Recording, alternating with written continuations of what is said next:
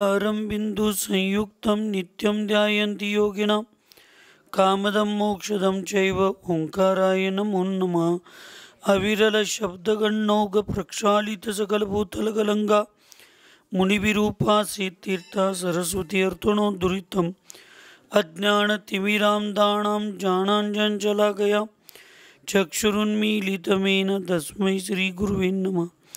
श्रीपरम गुरुभ्यो नमः। परंपराचार्य गुरुभ्यो नमः। सकल विकलुष विध्वंसकं श्रेयसां परिवर्धकं धर्मसंबंधकं भवि जीव मन प्रतिबोधकारकमिदं शास्त्रं श्री मरणकंडिकानां देयम् अस्य मूलग्रंथकर्तार श्री सर्वज्ञदेवा स्तुत्रग्रंथकर्तार श्री गंधर्देवा प्रतिगंधर्देवा तेषामुच्चोनुसारतमासाद्य सकल अमितगति आचार्येण विरचितम् इदं शास्त्रं श्रोतार सावधानतया शृण्वन्तु।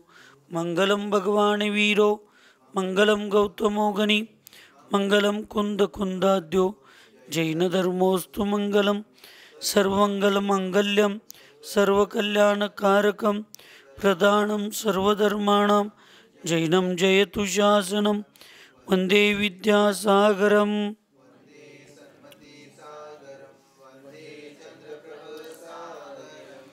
सिद्धाननत्वार्धादिश्च चतुर्धाराधनाफलं क्रमेणां ध्रुवं वक्षे स्वस्वरूपोपल। जिन्वानी मत पंचपरमेष्ठी भगवान की, अहिंसामय विश्व धर्म की, सिद्धांत शास्त्र की, जिन्वानी चार्य परम पूज्याचार्य अमित गति महामुनिराज की, चारित्र चक्रवर्ती प्रथमाचार्य शांति सागर जी महाराज की, संत शिरोमणि आचार्य गुरु विद्यासागर जी महाराज की, शांत मूर्ति वासा रत्नाकर आचार्य गुरुवर सन्मति सागर जी महाराज की, 3,9 करोड़ महामुनिराजों की।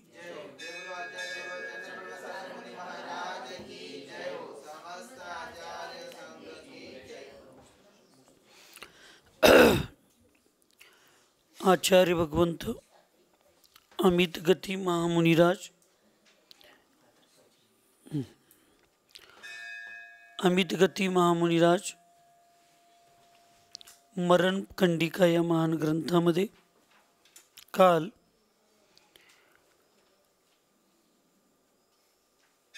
इंद्रिय परिधान आणि कषाय परिधान याचं वर्णन करत असताना मान, माया, मद, क्रोध, लोभ, मोह आदी भाव उत्पन्न होण्याला अनिंद्रिय म्हणजे कषाय परिधान म्हणून सांगितलं आणि त्याचे अनेक प्रकार आहेत म्हणून सांगितलं।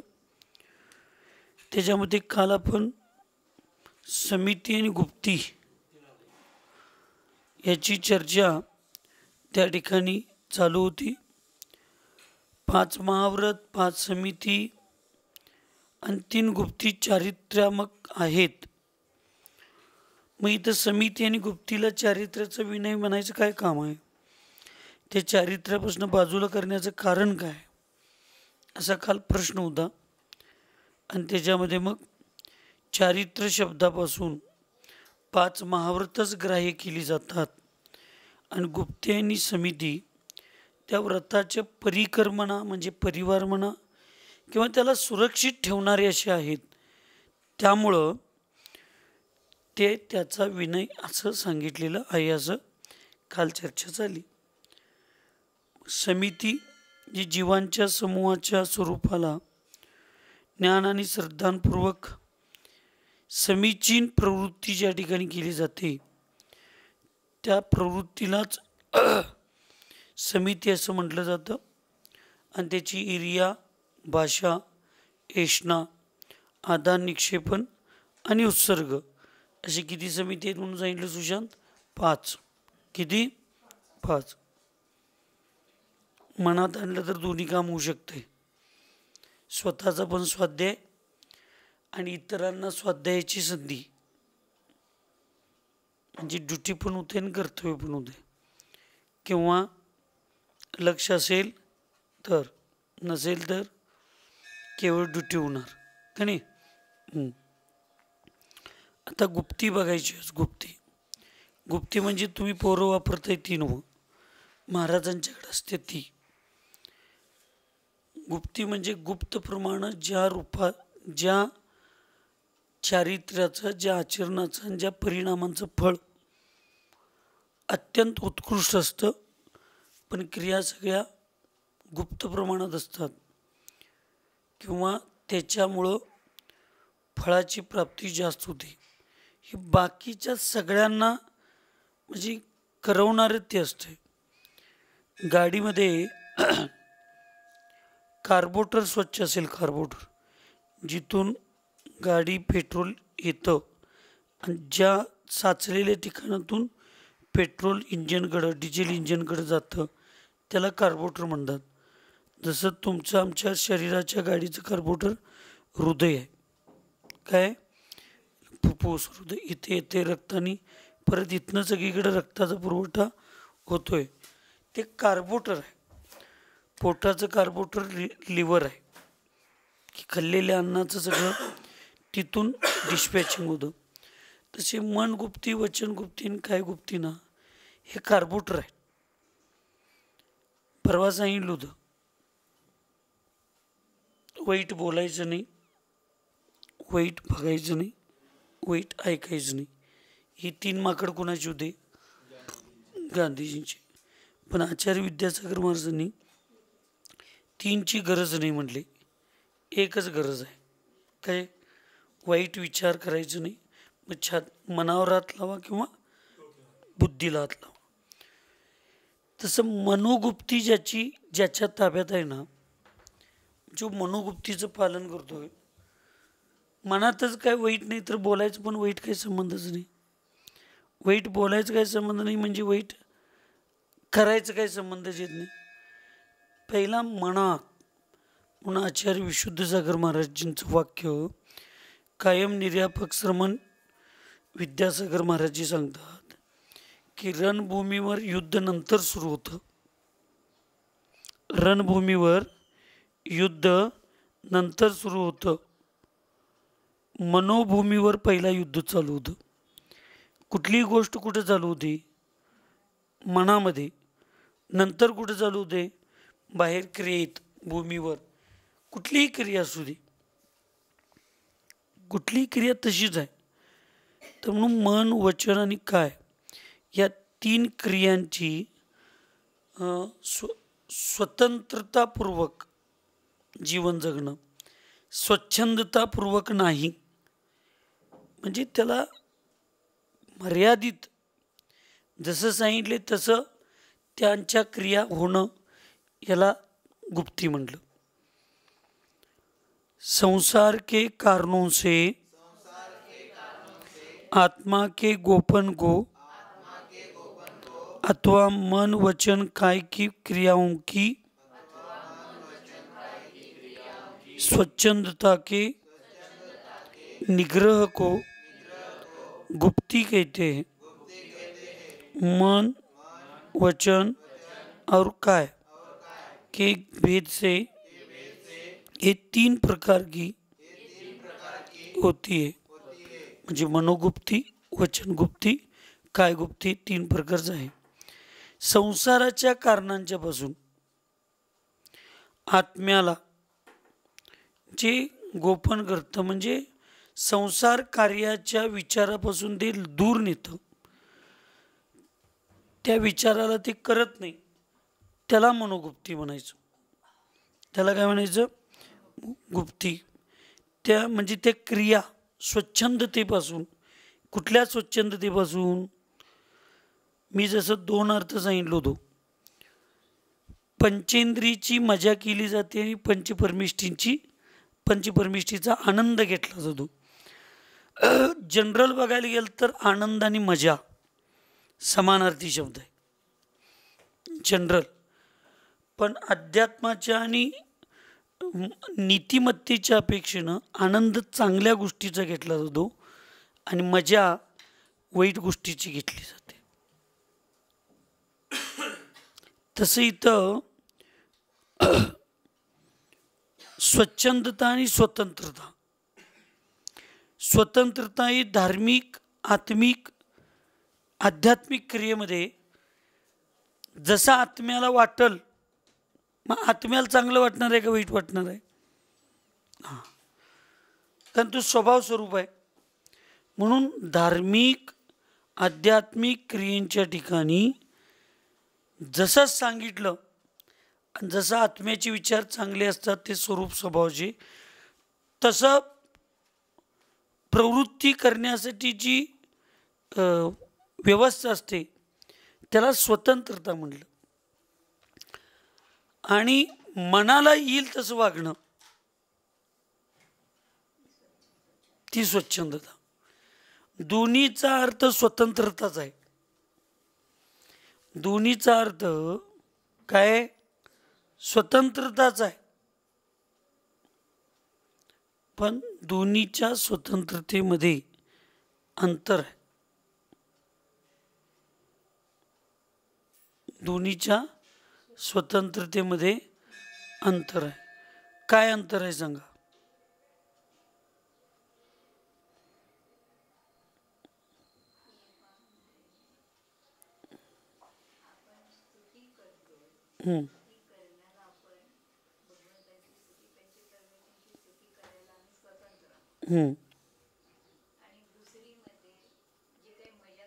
पंचेंद्रिय.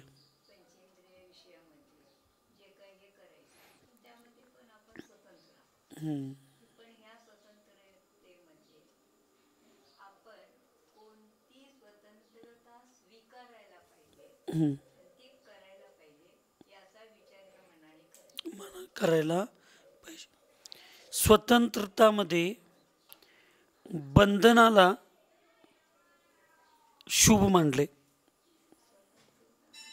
स्वतंत्रताला, बंधनाला शुभ मानलं. मला ते करायचं नाही, वाईट काय करायचं नाही, हे बंधनच आहे. त्याला तो चांगल्यासाठी स्वीकारतो. आणि स्वच्छंदतेला बंधन विष रूपात मानलं जातं. जे स्वच्छंदपूर्वक जगणारी लोक आहेत त्यांना तुम्ही ते करू नको, का मी करणार आहे, माझ्या मनाचा राजा आहे मी. ऐकायला का झोपा लागलाय? ऐकायलाय? बुद्धी उघडी ठेवू नाही का, डोळं उघडी ठेवू नको. बंधनाला जिथं चुकीचं मानलं जातंय ती स्वच्छंद प्रवृत्ती असते. आणि बंधनाला स्वीकारून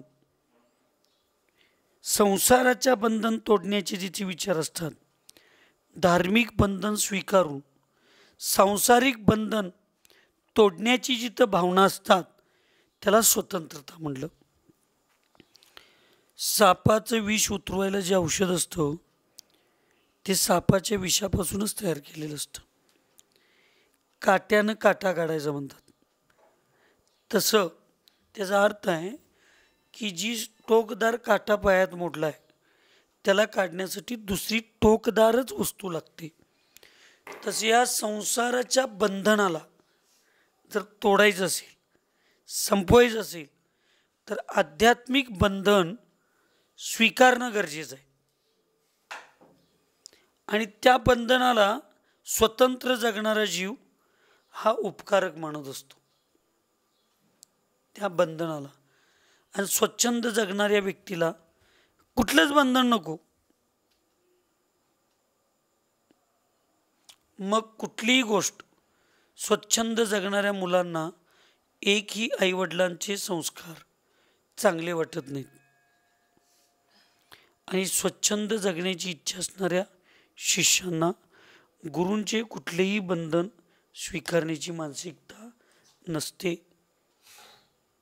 एक तर त्याला प्रत्युत्तर देणार, नाहीतर एक तर ती मायाचारी करणार, नाहीतर एक तर त्याचं कुठलंही गांभीर्य ठेवणार नाही. हे तिन्ही लक्षणं स्वच्छंदतेमध्ये असतात. 1 वाजता स्वाध्यायाला म्हटलं की उघडलं नाही, कोण बोलवलं नाहीत, काय सांगितलं लक्षात आलं नाही, त्याच्याबद्दल गांभीर्य नाही आम्हाला की माझं मूळ कर्तव्य काय आणि माझं कार्यच काय विशेष. आणि त्यामुळं त्या स्वाध्यायाची, त्या भक्तींची, त्या व्यवस्थेची, त्या सामायिकची, ते जापे घालण्याची कुठल्याच गोष्टीचं कुठलंच आम्हाला गांभीर्य नाही. आसक्ती नाही म्हणजे स्वच्छंदता हो. मला एक तासभर देवा पुढे बसावं का तुम्हाला मी सांगतो. मी कुणाबद्दल राग आणि कुणाबद्दल द्वेष करत नाही. पण ज्या दिवशी दीक्षेच्या भावनेनं म्हणजे राहुल भैया संघात आले त्या दिवसापासून ती वर टेरेसवर बसून एकटेच बसून त्या पायरीवर बसून जाप्य घालत बसत होते. ते भक्ती करत बसत होते. ती कुठली भावना आचारशींची काय हिंदी ते सगळं म्हणत बसणार. आम्ही विश्रांती घेत होतो पण त्यांनी विश्रांती घेतलेलं आम्ही बघितलो नाही. ज्या दिवशी दीक्षेची तारीख ठरली त्या दिवशी मी त्यांना सांगितले भगवंतांच्या पुढं केला तर अजून त्याचं विशुद्धी वाढेल. त्या दिवसापासून त्यांनी आहार करून आले की भगवंतांच्या पुढं बसून आधीनच भगवंतांच्या पुढं बसून सगळं ते तास सव्वा तास त्यांनी जाप्य घालत बसले, भक्ती करत बसले, सगळं करत बसले. आणि त्यामुळं हे परिणाम त्यांच्या दीक्षेला अनुकूल आणि पुरुषार्थ करून दिला. आम्हाला दीक्षा घ्यायची इच्छा आहे कर घरची अडचण आम्ही सांगतोय, पण दीक्षा घेण्याच्या मापाचा पुरुषार्थ आणि कार्य कुठं आहे आमच्याकडं. अडचण कुठं आहे? गावात आहे. अडचण कुठं आहे? घरात आहे. त्याच्यासाठी माझी दीक्षा घेण्याची. पण हिथं दीक्षा घेतल्यासारखं पूर्ण चर्या करायला आणि क्रिया करायला आत्ता काय अडचण आहे? हिथं हे केलं तर ते कार्य पण संपणार आहे पुण्याच्या प्रभावानं आणि माझी विशुद्धी पण वाढणार आहे. पण नाही, मी कधी जाप्य घालणार नाही, मी कधी सामायिक करणार नाही, शिथले सोडून बाकीच्या वेळी मी स्वाध्याय करणार नाही. मी काय करणार? मग परिणाम कसं वाढणार? आणि मग हे प्रत्येक गोष्ट गुरूंनी सांगितलेल्या चांगल्या गोष्टी बंधन वाटायला चालू करतात. जनरली सगळ्यांच्यासाठी बंधन चालू करायला वाटतंय. मला ज्या वेळेला माझ्या अंतरंगात वैराग्यभाव आहेत पण माझी कारणं काहीतरी अडचणीत खरोखर असू शकतात, तर ते कारण दूर कसं होणार आहे? तर ते कारण दूर पुण्याशिवाय होणार नाही. ते कारण पापाची निर्जरा झाल्याशिवाय होणार नाही. मग मी तिथं नाही, म्हणजे मी कुठल्या जे काम माझं थांबलंय त्यांच्याशी माझा कुठलाही कॉन्टॅक्ट नाही. आणि हिथं आहे तर हिथं माझी साधना नाही. मग पुण्य एक तर पुण्याचा प्रभाव नाही, पुण्य वाढवायची भावना नाहीत, कर्माच्या निर्जरेचे भावना नाहीत. आणि त्या लोकांशी कुठली चर्चा करून ते काम लवकर पूर्ण होण्यासाठी निदान बाह्य पुरुषार्थ तर पाहिजे, तो पण नाही. आपलं आपण पुण्य काम व्हायला सगळे फार मोठे पुण्य लागतात आणि ते असलेलं पुण्य खर्चत बसलोय आम्ही. परिणामांची फार विशुद्धी लागते, लक्षात ठेवा.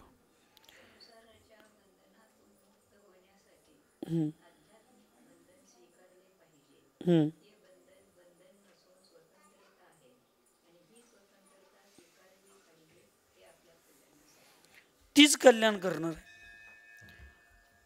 तीच कल्याण. कारण त्याच्याशिवाय एक मला सांगा, तुम्ही कशासाठी दीक्षा घेतलाय? मग तुम्हाला आमचं ऐकायचं काम आहे? माझा आत्मा स्वतंत्र आहे म्हणून तुम्ही गुरूंचं बंधन नाही स्वीकारला, 3 काळात तुम्हाला मोक्ष मिळेल? हां, म्हणजे तुमची स्वतंत्रता ही तेव्हाच तुम्हाला प्राप्त होणार आहे ज्यावेळी तुम्ही देवशास्त्र गुरूंच्या बंधनाला आनंदानं स्वीकारशीला. म्हणजे एक बंधन चांगलं चुकीच्या हजार बंधनांना तोडायला निमित्त असतं, आम्ही स्वीकारायलाच तयार नाही.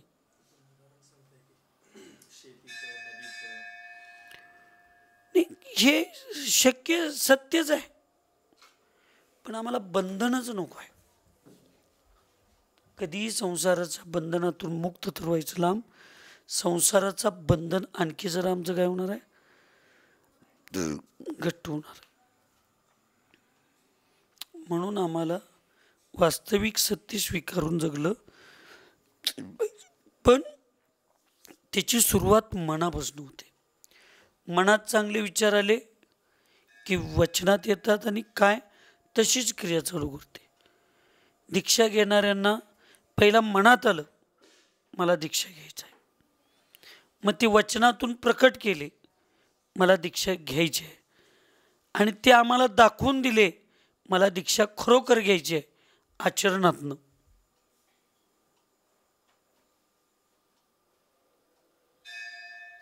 जे मनात आहे तेच बाहेर असते सगळं, आम्हाला ते करायला पाहिजे. मनाची तयारी फार महत्त्वाची असते, आणि एकदा मनामध्ये एक न्यूनगंड करून घेतलो की आम्हाला त्या पद्धतीचीच भूमिका निर्माण होते. मी कायम सांगतोय ना सरळ सागर महाराजांचं, एकदा त्यांनी मनात ठरवलं करायचं तर मग बाहेरच्या परिस्थितीचा त्यांना काही फरक पडत नाही. आणि एकदा त्यांनी मनात ठरवलं मला असं आहे मला असं आहे, मग ते मग संकट बाजूनं माशी जरी गेली तरी वारं लागते. आणि ज्यावेळी एखादी चांगलं, आता पंचकल्याण पूजेच्या वेळेला दिन फेब्रुवारी महिन्यात अत्यंत थंडी असते, जानेवारी महिन्यात अत्यंत थंडी असते. जानेवारी महिन्यातल्या फेब्रुवारी महिन्यात जेवढ्या आम्ही पंचकल्याण पूजा केल्या, विधानं केली, त्याचे सगळे जापे कोण घालत होते? कुठं घालत होता? दार झाकून नाही, कुठं? विधी बशी. अत्यंत थंडीचा प्रभाव असतोय, त्याही 2-2, 3-3 तास जापे घालणारी व्यक्ती कोण आहे? सरळ सागरची. आणि आता थंडी नाही तरी हॉलमध्ये येऊन भक्ती म्हणायला तर थंड वाजते. मनाची तयारी, मी त्यांच्याबद्दल चुकीचं आणि नाही, मना इथं मनोगुप्ती चालू आहे. मनात एकदा ठाम घेतलं की चांगलं पण सगळ्यात चांगलं करणारं, आत्म्याला सगळ्यात चांगला करायला सहकारी मित्र जवळचा कोण असेल तर ते मन आहे. कोण आहे? मन. आणि आत्म्याला सगळ्यात वाईट मार्गावर शिथिल करायला निमित्त असणारं कोण आहे तर ते सुद्धा सगळ्यात जवळचा मित्र कोण आहे? मन. म्हणून मनाला एवढं हलक्यात सोडायचं नाही, त्याच्याबद्दल फार सिरियसली म्हणावं.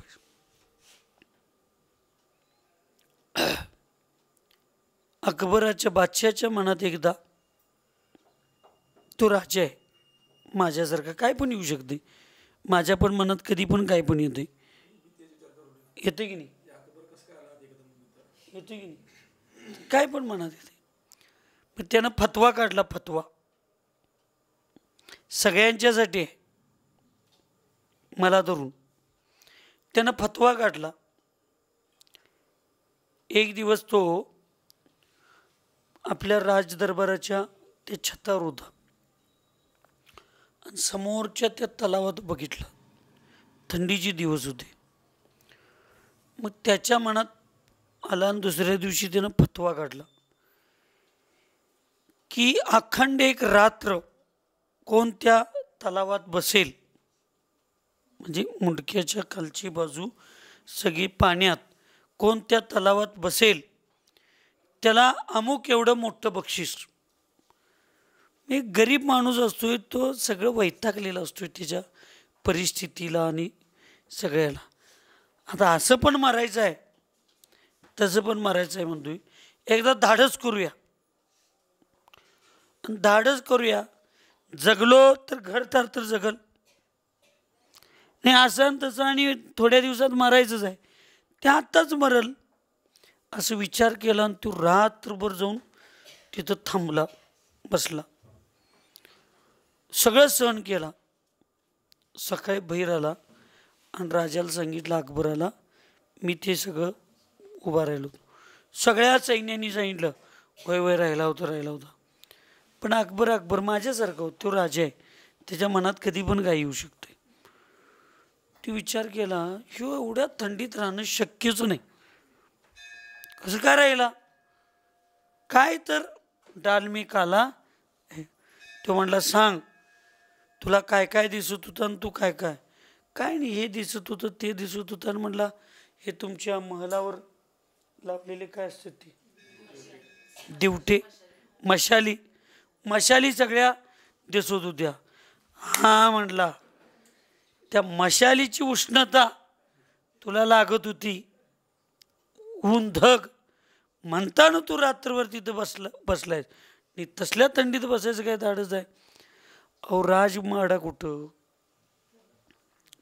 तळ कुठं, त्याची दग आहे. म्हटलं ते तसंच आहे. काय केल्यानं राजा त्याला बक्षीस दिला नाही, तू चुकीच आहेस म्हणला. नाराज होऊन तो सगळं फिरत चालला. तेवढ्यात त्याला कोण भेटला, सरळ सागर महाराजांच्या सारखा बिरबल त्याला भेटला. आणि तो म्हटला, काय झालं रे. तर असं झालं. थांब म्हटलं, काळजी करू नकोस, तुला तुझं बक्षीस 5 दिवसानंतर मिळेल म्हटला, तू काय काळजी करू नकोस. आणि तो घराकडे गेला. मग आज का बिरबल दरबारात आला नाही. मग ते सैन्यांना पाठवलं, भात शिजवा लागलोय, ते शिजल्यावर खाऊन येतो म्हणून सांगा. बघा, तास झालं, 2 तास झालं, 4 तास झालं, परत सैनिक आले, परत तेच उत्तर. परत दुसऱ्या दिवस सकाळ उजडला, परत तेच उत्तर. सैनिक आल्यावर दुसऱ्या दिवशी संध्याकाळी त्या बादशाला रागच आला.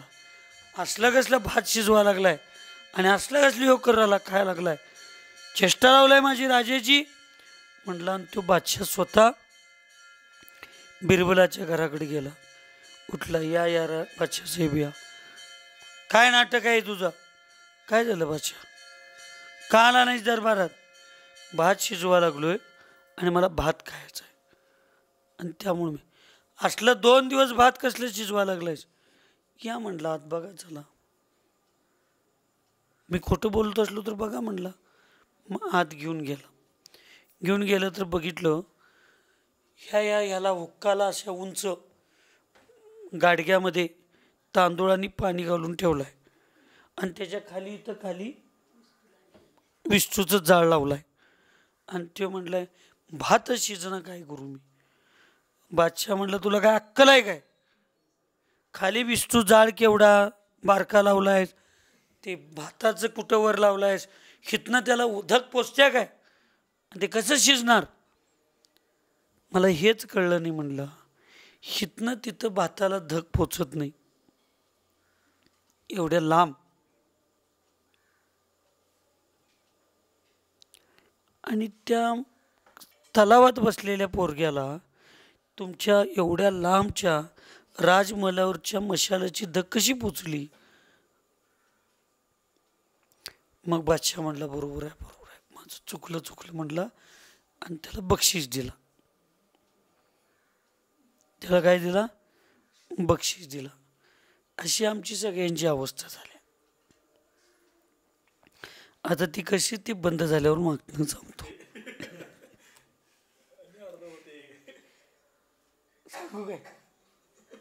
सांगू काय नको. हॉलच आहे घेऊ. तिकडं बसलं काय नाही, इकडं बसलं काय, थंडी लागायची तेवढीच लागणार दार झाकल्यावर. तिकडं बसल्यावर थंड कमी वाजते म्हण, इकडं बसल्यावर थंड वाजते. मनाची एकदा जर आपली मानसिकता आपण तशी करून घेतलो, मी जिनवानीवर हात ठेवून सांगतो, मला कुणाच्यातले दोष काढायचे नाहीत, पण आपल्या मनाची जी समजूत आपण जशी करून घेतो तसं आपलं आत्मा आणि आपलं शरीर त्या पद्धतीनंच काम करायला चालू होतं, त्या पद्धतीनंच काम चालू होते. दुसरं काही होत नाही. आपल्या मनाची तयारी पाहिजे. दृढ करायला सुद्धा, आत्म्याला दृढ करायला सुद्धा मन हाच सहकारी निमित्त आहे आणि आत्म्याला ठिसूळ करायला सुद्धा मन हाच निमित्त आहे. बहुतेक तुम्ही पण होता माझ्याबरोबर. ध्यानसागर महाराज, क्षुल्लक ध्यानसागर महाराजची चर्चा चालली होती आपल्यावर आणि त्यांनी आचार्यशींच्या बरोबरचं उदाहरण सांगितलं की आचार्यशींनाच्या सोबत त्यांनी असताना विहार चालू होता, विहार. आणि एक दिवस असा प्रसंग आला की रस्त्यातच झोपायची वेळ आली. म्हणजे फार असं काय नव्हतं. आचार्यशी त्यांच्या क्रिया केल्याने झोपायला चालू केले, झोपले. ते ध्यानसागरी बाकीच्या महाराजांना तिथं झोप लागना. मग निम्मा 1-2-3 तास गेले असतील आणि त्याने आचार्यशींच्याकडे बघितलं आणि आचार्यशींच्याकडे बघून निश्चिंत झोपले. आचार्यशींना झोपलेलं बघून आचार्यशी जर असं झोपू शकतात तर आम्ही का झोपू शकत नाही, असं तिने आचार्यशींच्याकडं बघून मनाला ठरवलं आणि झोपलो म्हणले. 10 मिनिटात झोप लागली. सकाळी आचार्यशीने विचारले, आज कसं वाटलं? तर सगळेजण म्हणले, सुरुवातीला जरा कठीण वाटलं, पण ज्यावेळी तुमच्याकडे बघितल्यानंतर रात्र अत्यंत आनंदात गेली. त्यावेळी आचार्यशीने सांगितलं, जागा बाहेरची कसली असू दे, आतली जागा सुरक्षित असेल तर काही नाही, आम्ही आमच्या मनाची तयारी करायची. मी आता खोलीत झोपलोय, मग बाहेर झोपलेल्याच आपल्याला अनुभवच येत नाही. आणि त्या दिवशी आम्हाला महाराजांनी जे सूत्र दिलं आचार्यशींनी, तेव्हापासून असं कसलीही कठीण प्रसंग आलं तर आम्ही त्याला सामोरे जायची आमच्याकडं कॅपॅसिटी आली आणि आम्ही आचार्यशींच्या आठवले की आम्हाला ते सगळं लक्षात येते. म्हटलं इथं मनोगुप्तीचा, वचनगुप्तीचा आणि काय गुप्तीचा विचार चालू आहे.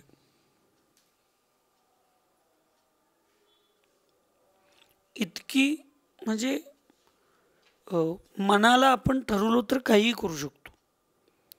काल संध्याकाळी वयावरती करता करता ते तुकारामांच्या सिरियलचं ते माझ्या पुढं ते ठेवलं, लक्षात आलं. बघत वयावरती चालली होती. तुकाराम महाराजांना ते सावकारकी बंद केली, ते सगळं बंद केलं त्यांनी. आणि मग ती बायको लयच चिडली, लई खावली. मग ते 2 दिवस जाऊन डोंगरात बसले. मग त्यांच्या मित्रांनी ती लई रडा लागली, नुसतं एवढं म्हणलं म्हणून सोडून जायचं काय, मग माझ्या बायकोचा एवढा अधिकार नाही काय, असं नाही काय, तसं नाही काय. मग ते मित्र गेले, समजावून सांगितले, वहिनी पण जेवल्या नाहीत. मग ती आले. ती आल्याबरोबर आणि चालू झालं बघायचं दंगा. असं केला, तसं केला, हेऊ केला, तेऊ केला. ते शांत बायकोकडे बघत बसला आणि शांत बायकोकडे बघत बसला आणि बायकोला म्हटलं, काय करू असं तुझं मत आहे? मग असं करा, तसं करा. नाही नाही, आता तुम्ही आजपासून शेत सांभाळायचं आणि त्यांनी ते व्यापार म्हणजे सावकारकी सांभाळायची. ठीक आहे, तू म्हणशील तसं करतो मी, चला जातो शेताकडं. नाही नाही, असं कसं जाशील? 2 दिवस जेवला नाही, जा गरम गरम भाकरी करून देतो, थांबा. मग त्याच्यासंग मेथीची भाजी पण कर. म्हणजे ती एवढी चिडलेली असताना सुद्धा ह्यांची जी बोलण्याची भाषा आणि यांचा नम्रपणा बघून तिचा राग लगेच थंड झाला. म्हणजे काल आम्हाला ते बघितल्यानंतर ह्याच्यात सम्यक्त्व वेगळं आहे, मिथ्यात्व वेगळं आहे. हा पार्टच वेगळा आहे. पण आमचं आम्हाला एकदा मला ते बघताना मला मन एवढं कळलं की आमच्या धर्माप्रमाणे ते काय, हे काय, मी काय बोलू शकत नाही. म्हणजे आम्ही साधू आणि त्या साधूतला फरक मी आत्ता ह्या स्टेजवर बोलत नाही. पण ते वस्त्रधारी साधूंच्यात एवढा संयम असू शकतो, एवढं धैर्य असू शकतं, एवढं सगळं असू शकतं.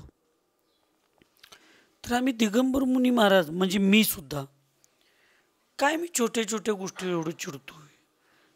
भले भाव चांगले आहेत, पण तेवढं गांभीर्य आमच्यामध्ये काय येत नाही? मग आम्हाला ते मिथ्या आणि आम्ही सम्यक तो म्हणायचा अधिकार आहे का? काल मला एवढं हे सगळं झालं आणि त्याच्यानंतर बरोबर 5-10 मिनिटानं माझ्या पुढं प्रसंग आला भैयांचा, काय असेल ते. मी तो प्रसंगाचं चिंतन केला नसता तर मी नक्की चिडलो असतो, पण मी काय प्रतिक्रियाच दिली नाही, शांत बसलो, काय उत्तरच दिले. आणि मग काल धरणं असं मनात यायला लागलं की जर ते लोक एवढे संयमी धैर्यवान असू शकतात तर त्यांच्यापेक्षा आमच्यात नक्की 1 पॉईंट का होईना जास्त धैर्य, संयम आणि गांभीर्य असणं अत्यंत गरजेचं आहे. त्यामुळं ठरवलं आता शक्यतो चिडायचं नाही, शक्यतो कुठल्याही गोष्टीचं प्रत्युत्तर लगी द्यायचं नाही. किती सहन करण्याची ताकद आपल्यात आहे बघायचं आणि मग आपण प्रत्युत्तर द्यायचं. सगळे मनोगुप्ती, वचनगुप्ती, काय गुप्ती? मनाला ताब्यात ठेवलं, वचन ताब्यात राहते. मन आणि वचन ताब्यात राहिलं, शरीराच्या क्रियासुद्धा आपोआप ताब्यात राहतात.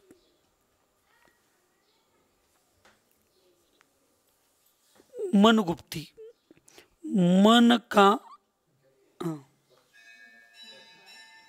वाचले वरती ती वाच, गुप्तीचं वाचलो ना आपण. मनगुप्ती, मन का राग द्वेष आदि से प्रभावित न होना मनोगुप्ती. या मनाला राग द्वेषांच्या माध्यमातून किंवा कशांचा त्यांचा प्रभाव करून द्यायचं नाही, त्याला मनोगुप्ती म्हणतात. खरंच आहे, मी पण बोलतोय चांगलं सोडा, चांगलं उदाहरण पण देतोय, पण त्याच्याबद्दल आम्ही चिंतनच करत नाही. समोर वितराग भगवान आहेत आपल्या सगळ्यांच्या, असतात का नाही? आपण भक्ती करत असतोय, स्तुती करत असतोय, सगळं करत असतोय. त्याच ठिकाणी एक चुकीची व्यक्ती येत्या, अज्ञानी व्यक्ती येत्या किंवा भोळी भक्तीवाली व्यक्ती येत्या. तिकडे देवी देवतांच्या बाबतीत त्यांनी पूजा भक्ती करत असतात, काय तर चुकतात. आपल्यावर वास्तविक प्रभाव कोणाचा पडला पाहिजे? पण वास्तविक आपल्यावर प्रभाव कोणाचा पडतोय? मग चुकीच्या गोष्टींचा. मग आम्हीच आमच्या भगवंतांच्या पेक्षा, ती चांगल्यापेक्षा वाईटाची शक्ती मोठी आहे, सिद्ध कोण केलं? आपणच करतोय ना. आणि चांगल्याचा प्रभाव चांगलाच आहे, चांगल्यासमोर वाईट काहीही करू शकत नाही, हे ज्यांनी सिद्ध केलं तेच शुक्ल ध्यान लावले. गजकुमार मुनी महाराजांच्या डोकीवर शिगडी ठेवली, पण त्यांचं मन कुठं होतं? आत्म्या कुठं लागला होता? चिंतन कुठं होतं? त्याने मनाला सांगितले ना, आत्म्याला, अरे ती शिगडी शरीराला जगवणारी उष्णता आहे, पण तुझ्या आत्म्याची शक्ती संसार परिभ्रमणाला जाणारी आहे. मग शरीर मोठं काय संसार परिभ्रमण? संसार परिभ्रमण मोठं. मग संसार परिभ्रमणाला जाळणारी तेज उष्णता मोठी काय या 5 फुटाच्या शरीराला जाळणारी उष्णता मोठी? मग ताकद कशात जास्त आहे? आत्म्याच्या त्या शक्ती तेजामध्ये, उज्ज्वलतेमध्ये. आणि तुझं लक्ष त्या बाहेरच्या शक्तीकडे काय चाललंय? असं नक्की त्यांनी विचार केले असतील. म्हणून त्या आत्मशक्तीच्या उष्णतेला, त्या तेजाला, त्या प्रभावामध्ये ते एवढं होते की त्यांना त्या शिगडीचा प्रभावच लक्षात आला. ते सुकमाल मुनींना, त्या सुकौशल मुनींना पायाकडून खाणारी त्यांनी विचार केला असतील, अरे याच्यापेक्षा जास्त दुःख नरकात आहे, त्या सगळ्या दुःखाला तू सहन करून आलायस आणि आता साधून आत्मचिंतनामध्ये लीन असताना नाशवंत शरीराला खाण्याकडं तुझं लक्ष आहे. आता जर तू स्थिर राहिलास तर शाश्वत सुखाकडे जाशील, अस्थिर झालास तर परत त्या नारकी दुःखाकडे भोगायला तुला भविष्यात जन्म घ्यावा लागेल. तुझी शक्ती काय? ज्या वेळेला चांगल्या शक्तीच्या प्रभाव आमच्यावर होतो त्यावेळी बाहेरच्या शक्तीचा प्रभाव आमच्यावर होणं आवश्यकच नाही. मग सम्यक्त्वाचा प्रभाव ज्यावेळी आमच्याकडे होईल त्यावेळी मिथ्यात्वाकडे आमचे बघायचे भाव होतील का?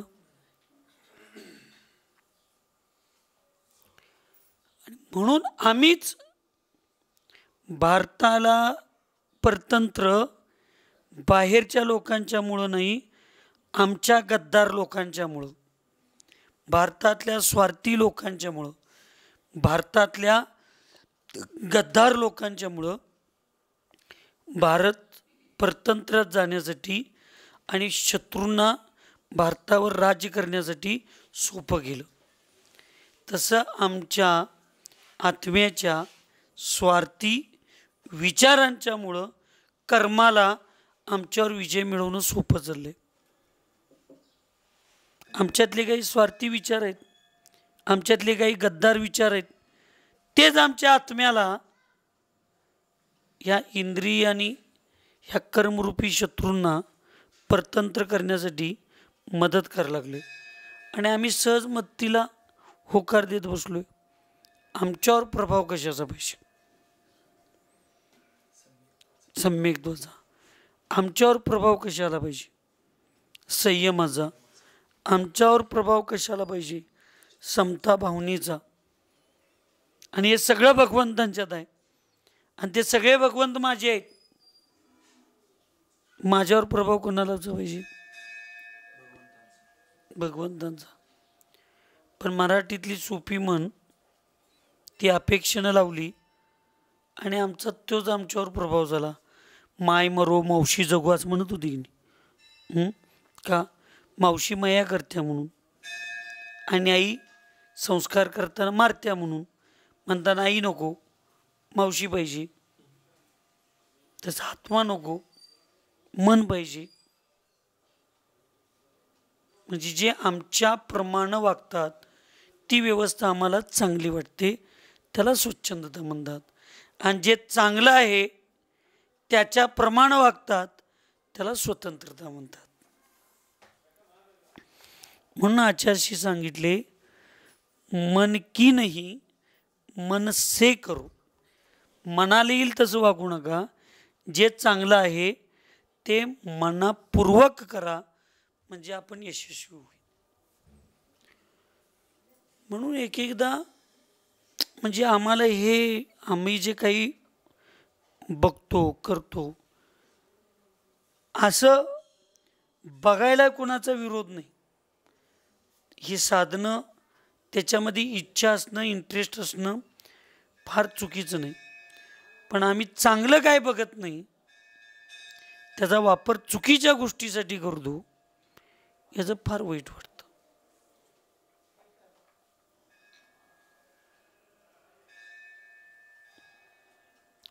आपल्याला लई चांगलं वागता येत नाही, राहू दे.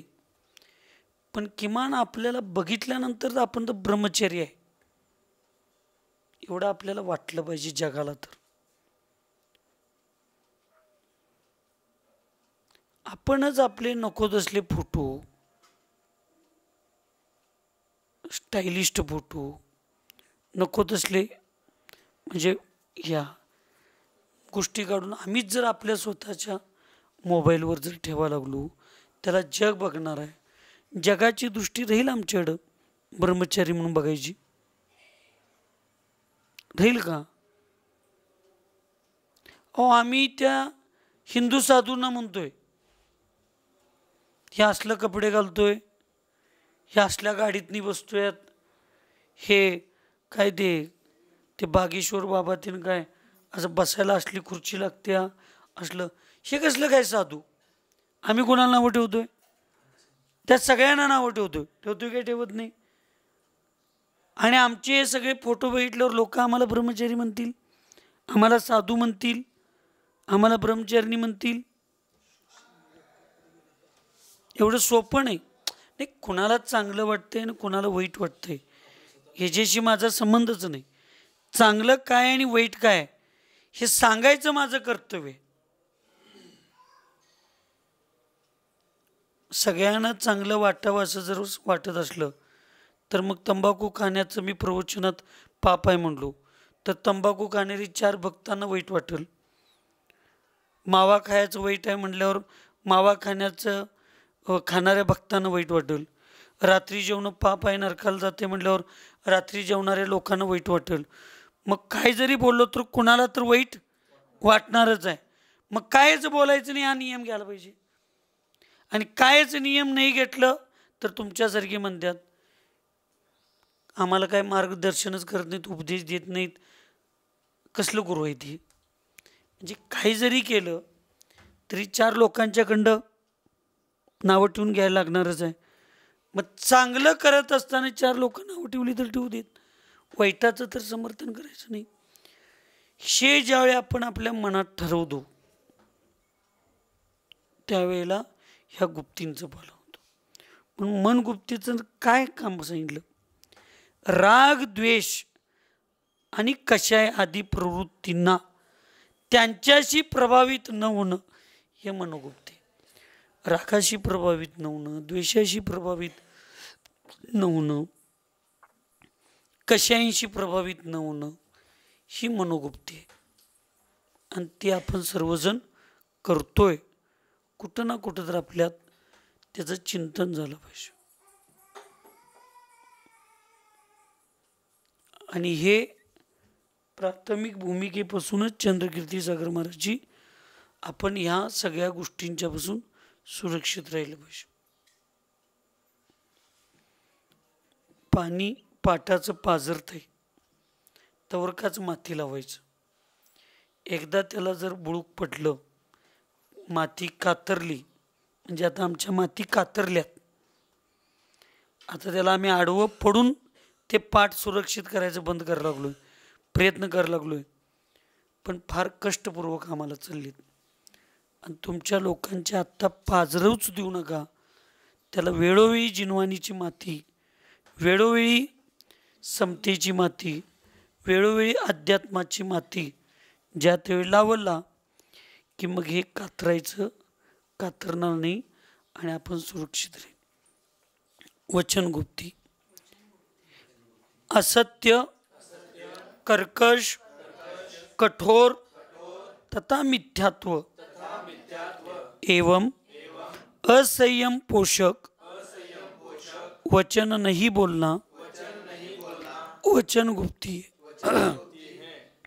सगळीजण आपण लक्षात ठेवलं पाहिजे काय चाललंय आपलं आणि आपण काय करायला पाहिजे. म्हणजे मला धरून मी सांगायला लागलो, परिवर्तन होईल नाही होईल तो भाग वेगळा आहे, पण आम्ही चुका लागलोय एवढं तरी आमच्या लक्षात सगळ्यांच्या आलं पाहिजे. असत्य आपण बोलत नाही तो भाग वेगळा असत, पण कर्कश ह्या मुलांच्या या सगळ्यांच्या बरोबर राहून आपलं बोलणं किती चेष्टेवारीचं, मजा मस्करीचं, किंवा अनावश्यक गोष्टींचं किती कथन, अनावश्यक गोष्टींचं किती वचन काय. आणि आपण इतरांना शान करायला जाऊन आपण आपल्या काही मर्यादेचं उल्लंघन व्हायला लागलं. आणि त्याच मर्यादेचं उल्लंघन आपलं सुटल्यामुळं समोरच्यांच्या मनात आपल्याबद्दल गांभीर्य राहिलं नाही, गांभीर्य राहिलं नाही. त्यामुळं तुम्ही चांगल्यासाठी सांगताना सुद्धा मग तुमच्याकडे डोळं मोठं करून बघणं, मग आपण साधूंच्या बरोबर आहे हे सुद्धा लक्षात नाही. मग ती इतरांच्या बोलल्यागत का मी समोरच्या व्यक्तीला दोष देणार नाही. मगाशी महाराज सांगताना पण महाराजांच्याकडं डोळं मोठं करून बघितले. ही समोरच्या व्यक्तींच्यातला दोष नाही, आम्हीच त्यांच्याबरोबर आम्ही साधू आहे आणि तुम्ही ब्रह्मचारी आहे असं वागलो का? आम्ही साधू आहे, तुम्ही श्रावक आहे, ह्या मर्यादेचं पालन आम्ही करतोय का? आम्ही करत नाही. मग आमच्यातच गांभीर्य नाही, मग समोरच्यांच्यात ते तर संयम, त्यांच्याकडे असंयमच आहे.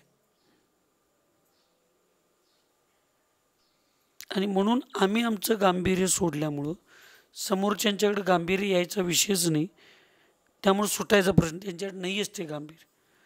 त्यामुळं आम्हीच आमच्या मर्यादेचं पालन सगळ्यांनी करणं हे इथं सांगितलं. म्हणून असत्य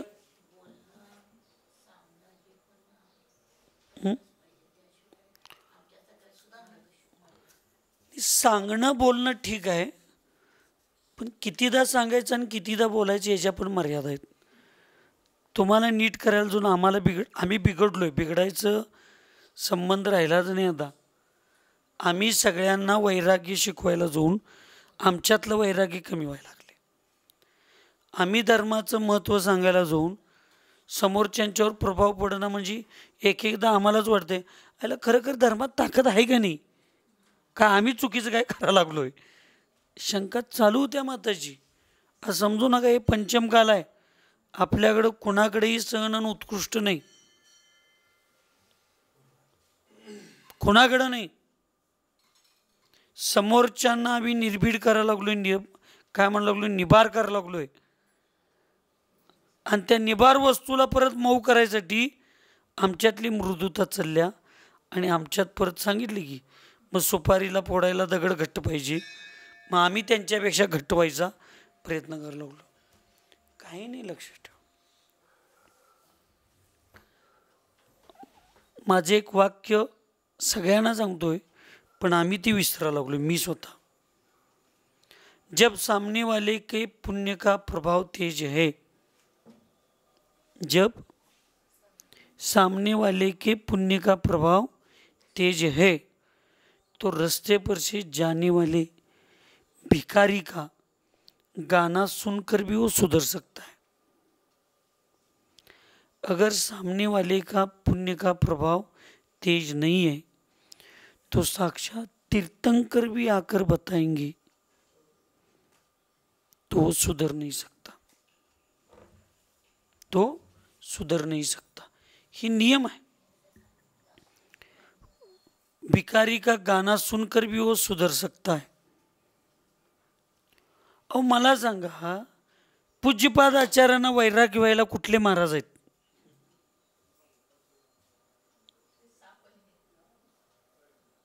काय निमित्त आहे?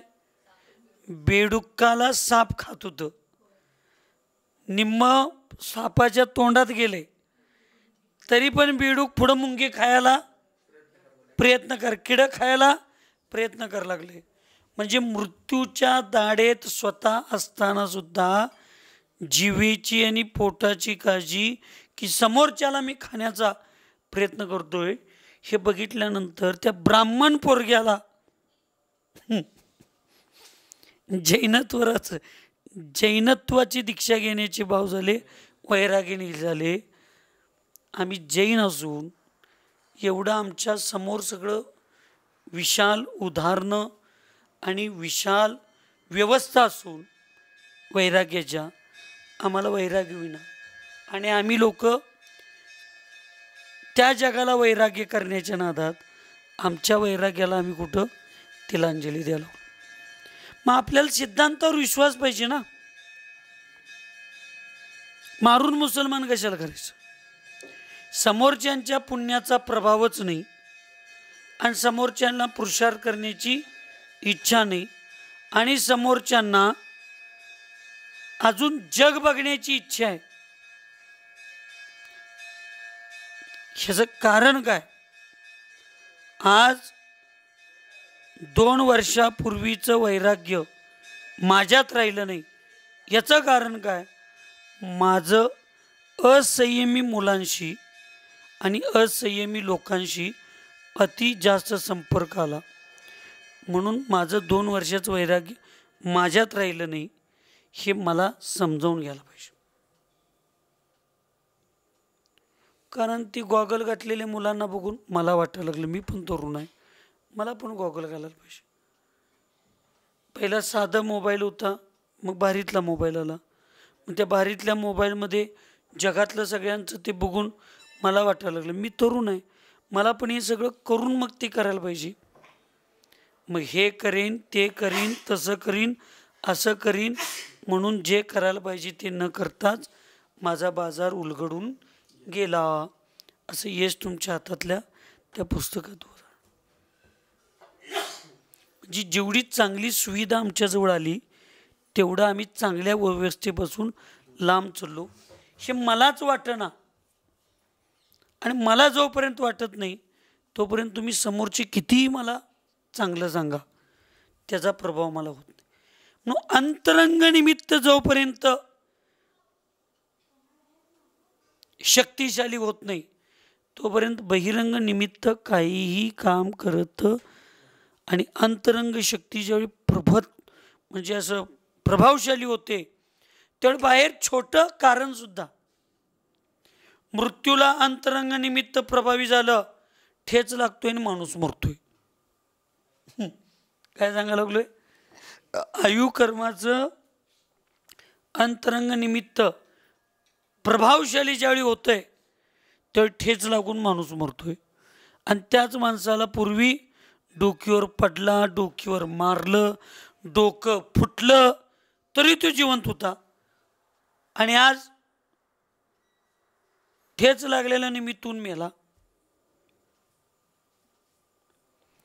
चांगल्याचंही अंतरंग निमित्त जर मोठा असेल प्रभाव चांगल्या गोष्टीचा, तरी बाहेरच्या छोट्या गोष्टीमुळं सुद्धा त्याचं काम मोठं होऊ शकतं. निमित्त, बाह्य निमित्त. आणि अंतरंग निमित्त जर पापकर्माचा उदयात मोठा असेल तीव्र, तर बाहेर छोट्या साध्या निमित्ताला धरून सुद्धा वाईट मोठं होऊ शकते. आपण सगळेजण बहिरंग निमित्त आहे एखाद्याच्या जीवनाला, आपण अंतरंग निमित्त नाही हे आम्ही विसरलो. त्यामुळे सगळ्यांना सांगण्याच्या नादात आम्हीच कोणही आम्ही विसरून चाललो. म्हणून असत्य, कर्कश, कठोर, मिथ्यात्व आणि असंयम पोषक वचन नाही बोलना वचन गुप्ती.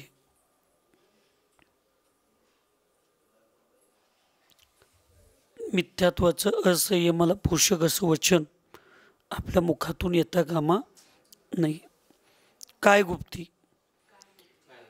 काय से ममत्व का त्याग,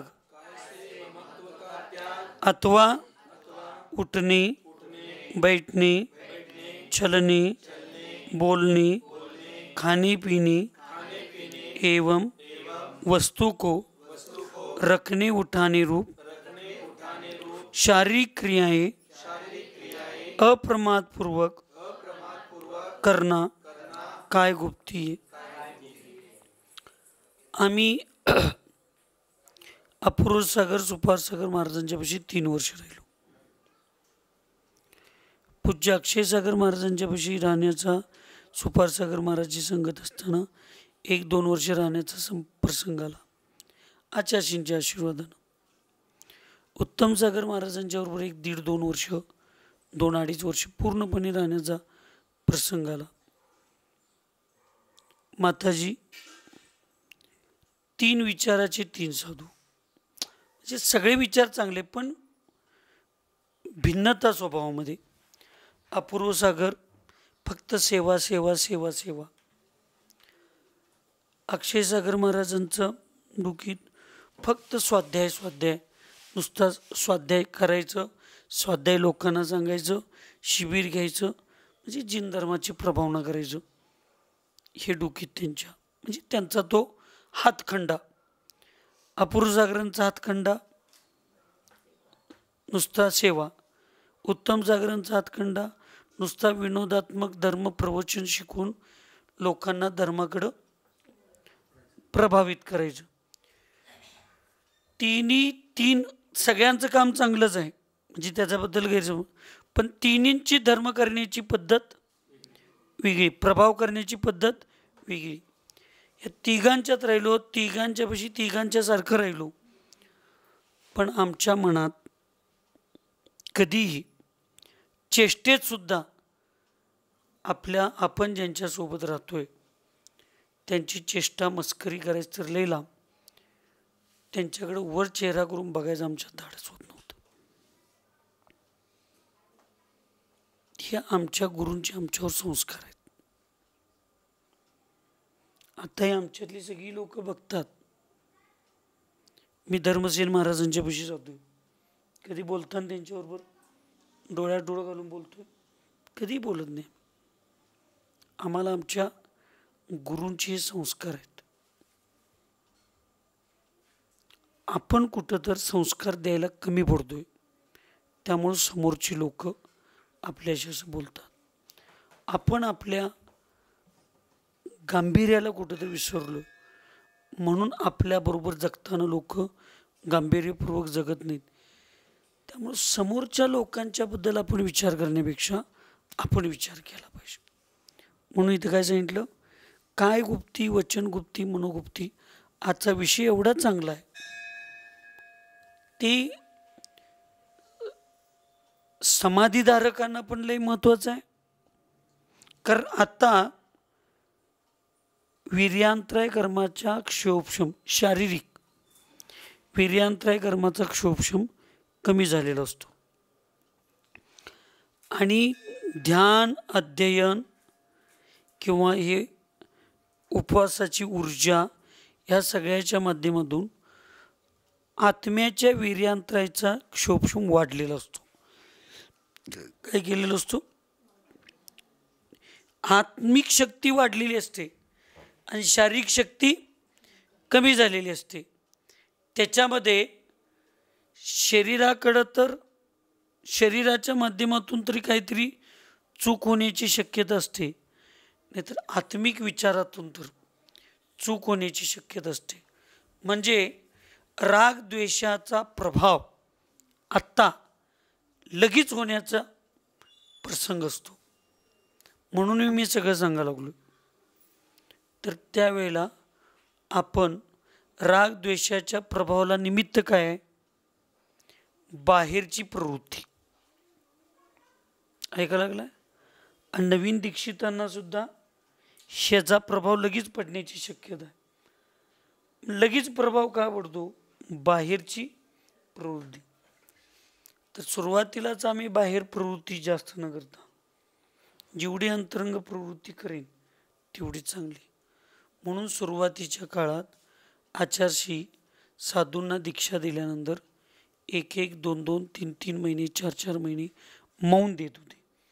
मौन धरलं की 70% बाहेरच्या लोकांचा संबंध जमतो आणि राहिलेले 30% फक्त पुरुषार्थ करायचा आहे की आपण आपल्यामध्ये कसं राहायचं. म्हणून सुरुवातीचा काळ आणि शेवटचा काळ हा दोन्ही काळ मौन आणि बाहेरची प्रवृत्ती रोखणे याच्यात शेवटचा काळ प्रभावी ठरतो. आणि सुरुवातीच्या काळात याचा प्रभाव झाला की मग श्रीकांत भैया शेवटपर्यंत तो प्रभाव सुरक्षित राहतो. शेवटपर्यंत असं शास्त्र आणि माझे एक धर्मातले 27 वर्षाचे अनुभव हे मी सांगायला लागलो. काय गुप्ती, काय से ममत्व का त्याग, म्हणजे शरीराबद्दल ममत्वाचा त्याग असला पाहिजे. आणि शरीराबद्दलचं ममत्वभाव असल्यामुळंच थंडी वाजणे, गरम होणे, वयावृत्तीची आता रोज आम्हाला सवय लागली ती वयावृत्तीची सवय लागणे, माताजी उपवास करून पण 2-3 दिवसातनं एकदा वयावृत्ती करून घेतात. आम्ही रोज आहार करून रोज आम्ही वयावृत्ती करून घ्यायला लागलोय. म्हणजे आमच्या शरीराबद्दल आमचं ममत्वभाव आहे काय ममत्वरहित भाव आहे, आम्ही चिंतन केलं पाहिजे. आणि शिकायचा अर्थ माताजींच्या समाधीतनं शिकायचा अर्थ माताजी आम्हाला तोंडानं काही शिकवणार नाहीत. माताजी जे करा लागलेत पुरुषार्थ, तो धाडस, तो समता, ती शरीराबद्दलचं ममत्व भावनेचा त्याग, समता भावनेचे परिणाम, हे बघून आम्ही काहीतरी शिकायला पाहिजे. शिकवायला पाहिजे म्हणजे काय? माताजी तोंडाने शिकवलं पाहिजेत, ग्रंथ घेऊन आम्हाला शिकवलं पाहिजेत. आता मी माताजींना सांगायला लागलोय की माताजी थोडं लोण शरीरासाठी गरज आहे, थोडं नाही, आता निरसच द्या, आता निरसच द्या. एक एक ठिकाणी सांगायची वेळ त्या गुरूंना, तुमचं सगळं बरोबर आहे, खरं मला जरा खायला पाहिजे. इथं आम्ही गुरुहून त्यांना सांगायला लागलोय, जरा लोण घ्या, जरा गुळाचं पाणी घ्या, जरा हे घ्या, जरा ते घ्या. नको आता, ते शरीराला किती गाठलं तर ते पुष्टच होणार आहे, ते काय नको म्हणणार नाही. आणि नको आचार्य, आता आम्हाला ती इच्छा नाही, आता मला नीरस द्या, मला नीरस द्या. परवा दिवशी त्यांनी हेच म्हणत होते की माझा आहार झाला आहे, आता इथनं पुढचा आहार मला नीरस द्या.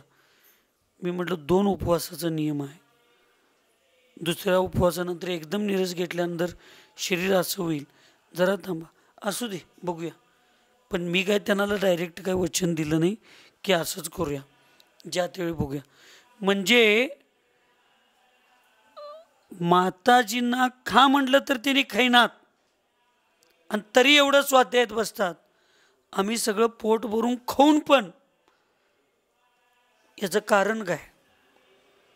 याचं कारण एकच आहे, आता त्यांची ओढ कुणाकडं लागल्या? आत्मस्वभावाकडं. आणि आमची ओढ अजून कशाकडं आहे? शरीराकडं. स्वभावमती माताजींनी तर सगळ्यात जास्त शिकलं पाहिजे. आणि माताजी एवढ्या वयात एवढंच साधना करून जर वयावृत्तीपासून लांब राहण्याचा प्रयत्न करत असतील, तर आम्ही रोज त्या भावना करत असेल, तर मग आपण काय शिकलो? म्हणजे मी तर शिकलोच पाहिजे. आता मी त्या पोरांच्या भावनेसाठी करतोय, पण सवय आम्हाला लागा लागली त्याचं काय? म्हणून कायेचं ममत्वभाव त्याग म्हणजे काय गुप्ती, आणि म्हणजे समाधी, हे कळलं पाहिजे. आणि असा कुणाचाही नियम नाही. आम्ही माताजीसारखा 78 वर्ष का 75 वर्ष वय होणार आहे, आणि आम्ही आता 12 वर्षाची संलेखना घेणार आहे आणि क्रमपूर्वक आमचं मरणार आहे, याची गॅरंटी कुणाची आहे? ती एका मिनिटात तसा प्रसंग समोर आमच्या येऊ शकतो. आणि त्यावेळेला ए बैर कोण आहे इथं, पुढे येऊन बसा, बिन बोलता पायरीपाशी या सगळे. आम्हाला ते लक्षात आलं पाहिजे की आमच्या मृत्यूची गॅरंटी नाही, 1 मिनिटानंतर सुद्धा येऊ शकते. आणि त्यावेळी त्या सगळ्या गोष्टींचा त्याग करण्याची पुरुषार्थ आणि धाडस आम्हाला एका मिनिटात व्हायला पाहिजे. आणि तो समीचीन. म्हणून आत्तापासून शरीरावरचं ममत्वभाव आमचं कमी झालं पाहिजे, पण ते वाढायचं लागले आमचं. कारण त्या शरीराचं आकर्षणच आम्हाला या रोज चुका करायला लावा लागले.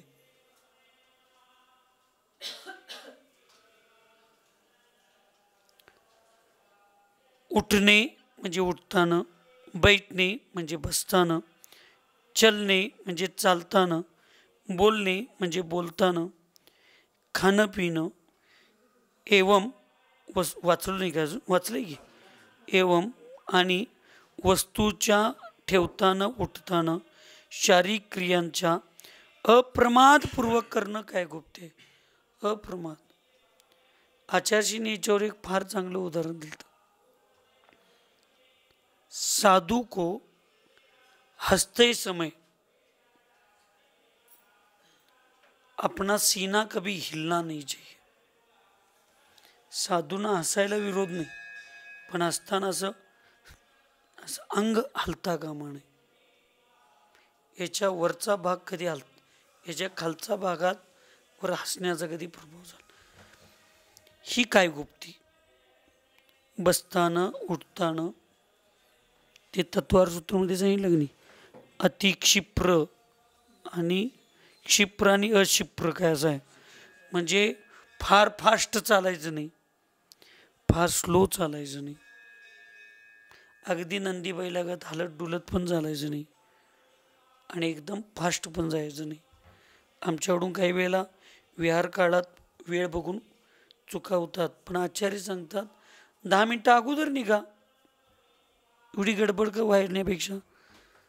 परंतु ह्या सगळ्या बसताना उठताना चालताना बोलताना खाता पिताना सुद्धा, वस्तू ठेवताना उठताना अत्यंत प्रमादरहित अवस्थेत, प्रमादाला टाळून प्रमादाला सोडून आमच्या या सगळ्या क्रिया झाल्या पाहिजेत.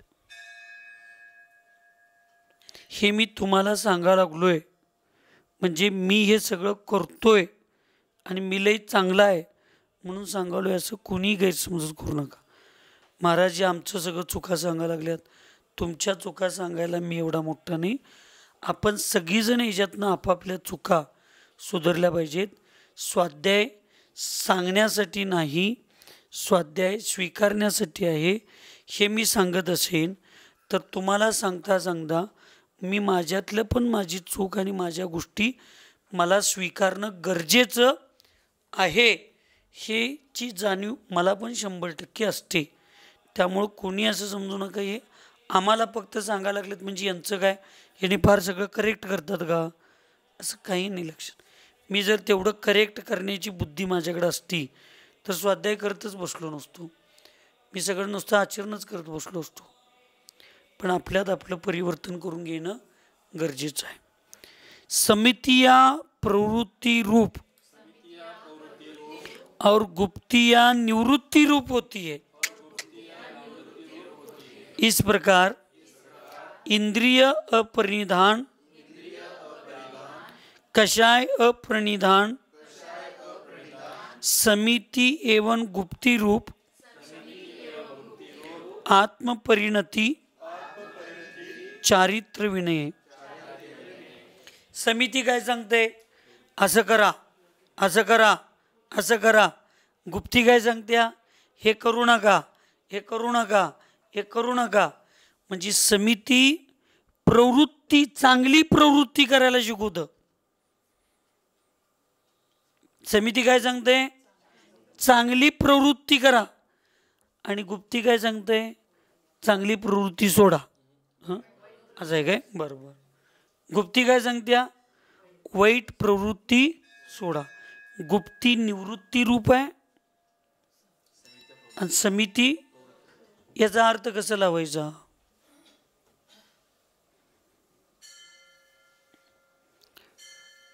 समिती वीतराग गुणांना प्राप्त करणं म्हणजे धर्म सांगते, पॉझिटिव्ह. समिती वीतराग धर्म स्वीकार करणं म्हणजे धर्म असं सांगते.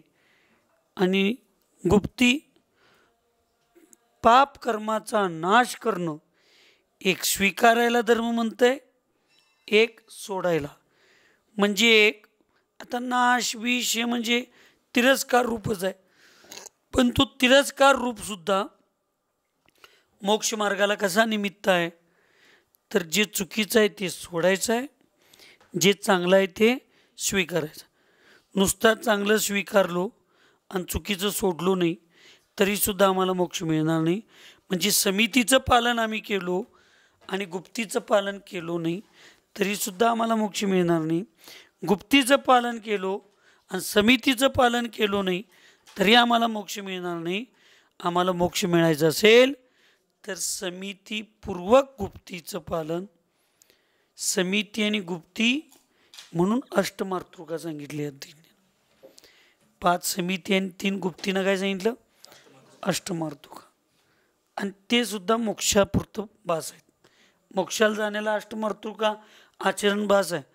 म्हणजे समिती चांगलं स्वीकारणं आणि गुप्ती वाईट सोडणं, ह्या दोन गोष्टीच आपल्याला मोक्षाला, आत्मकल्याणाला निमित्त आहेत.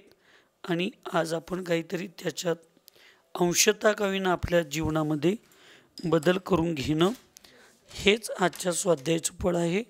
आणि तो बदल करण्यासारखा पुरुषार्थ, तेवढं साहस, तेवढं धैर्य भगवंत आम्हाला देऊ देत, गुरुदेव आम्हाला देऊ देत, अशी मंगलमय भावना व्यक्त करून सुखी रहे सब जीव जगत में, कोई कभी न घबरावे, वैर पाप अभिमान छोड़ जग, नित्य नई मंगल गावे.